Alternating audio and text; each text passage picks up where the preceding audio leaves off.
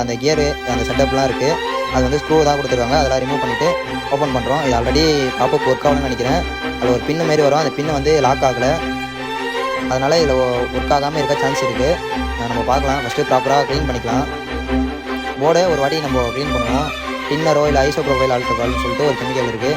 இதுவோ இல்லை ஐபிஓ ஏதோ ஒன்று வச்சு நம்ம க்ளீன் பண்ண போகிறோம். ப்ராப்பராக அந்த ஸ்ட்ரிப்பு கனெக்டர்லாம் இருக்குல்ல, அந்த இடம் ஸ்ட்ரிப்பு கனெக்டரு போர்டில் எல்லா இடமும் நம்ம க்ளீன் பண்ண போகிறோம். ஃபஸ்ட்டு இந்த ஸ்ட்ரிப்லாம் க்ளீன் பண்ணிக்கலாம். ப்ராப்பராக க்ளீன் பண்ணிவிட்டு இதை நம்ம தனியாக வச்சிடலாம். நெக்ஸ்ட்டு மதர் போர்டு எடுத்துக்கணும். மதர் போர்டு எடுத்துகிட்டு நம்ம எதை ரிமூவ் பண்ண முடியுமோ கேமரா எல்லாமே ரிமூவ் பண்ணிக்கலாம். ரிமூவ் பண்ணிவிட்டு ப்ராப்பராக அதுவும் க்ளீன் பண்ணணும். டின்னர் இருந்தால் அப்ளை பண்ணுங்கள்.